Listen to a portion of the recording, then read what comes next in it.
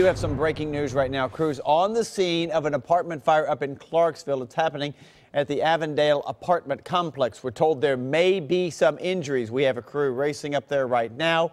We have touched base with the fire chief. We do expect an update here just in a little bit. As soon as we learn more information, we'll pass that on to you.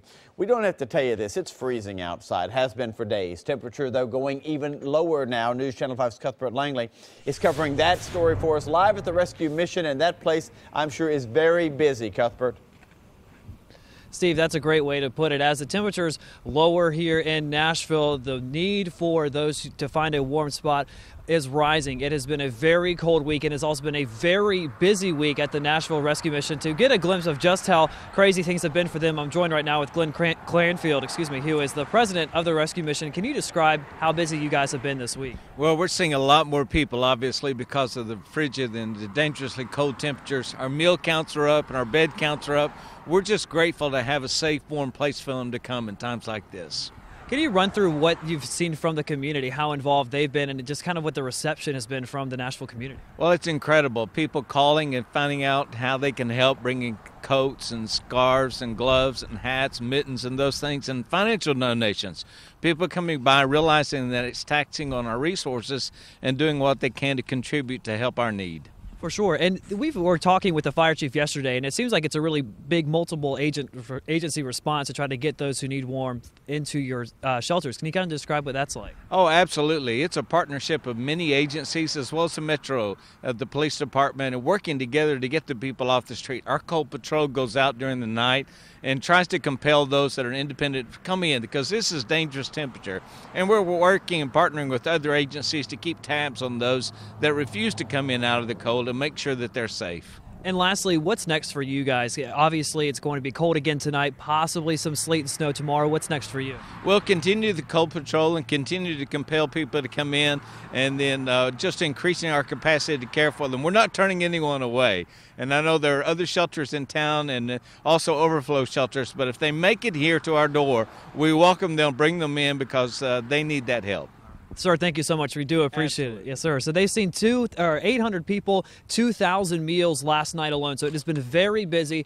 And they say, you've heard it, they're going to stay open throughout as long as they need to. And they're not going to turn away a single person. So no doubt, if you do need a place to get warm, this is the place to do it.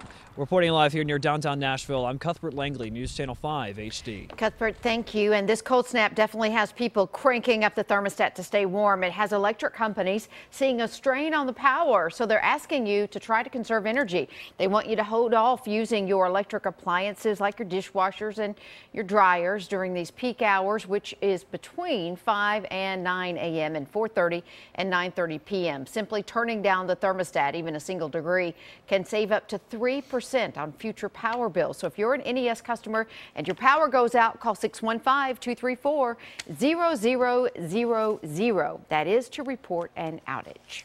You have called us, you have emailed us, you have posted this on your Facebook page about this. What in the world is that boom you're hearing at night? Exactly. We think we figured out exactly what's happening. And yes, it does have to do with the cold weather. It appears to be a phenomenon called cryo seismic booms. And here's an animation. As all the snow melts, as it did here yesterday, the water drains into the ground. As the temperatures drop, the water refreezes deep down in the soil and the rock. The ice expands, creating stress until all that pressure releases by exploding through the cracks in the surface. Exactly. Police have been called even into some neighborhoods from concerned families because it scares you when you wake up and you hear that. But rarely do these events cause any real damage. So that's the bright spot with all that. I feel like I'm back in high school. I know. We're going to have a test over that. Okay. Next hour. I was paying attention. That is really cool, though. All right. This is not so cool. Ice flying off the vehicles on the highways. It's a big problem these days. And yes, look at what happened here. A driver injured in Franklin yesterday when a giant chunk of ice blew off the top of the car that was traveling in front of her. The thing comes spiraling back and lands right there on her windshield. She was treated for cuts to her face from the windshield glass. So clean the car off before you hit the road. Check this one out. The SUV that Ashley Stafford was riding in also hit by a giant chunk of ice. This was along I-40, messed up her windshield as well. Officials say you need to clear off the car before someone can get injured or maybe even killed. Weird because it was in slow motion, so it was like we could see it coming, but we couldn't get over anymore because we were as far over as we could get. And so we tried to slow down, but it's just like the wind was carrying it, and it just smashed right into the passenger side of the window and hit right where I was sitting. It didn't bust the window in, but it splintered. So all the glass splinters were all over me and in my clothes and just everywhere. So. Tennessee state law does not require drivers to clean off their cars. So if your car is damaged by ice, you're going to have to pick up the cost of the repair by yourself. And a reminder to drip your faucets to prevent a cold, wet mess in your home. Let a trickle of water come out from both the hot and cold taps, and make sure that you know where the water shutoff valve in your home is in case you have a pipe burst.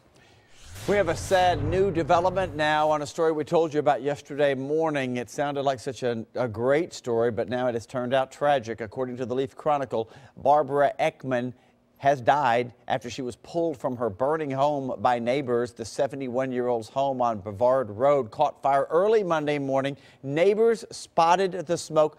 Two of them ran over, raced into the home, pulled the unconscious elderly woman to safety. She was rushed to the hospital. Unfortunately, she died from her injuries. The cause of that blaze remains under investigation. And an update now on that breaking news we were telling you about moments ago. Sky 5 HD arriving now on the scene of this apartment fire up in the Clarksville area.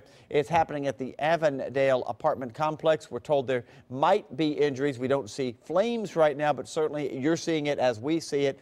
A lot of smoke, and it looks like some heavy damage there at that apartment complex.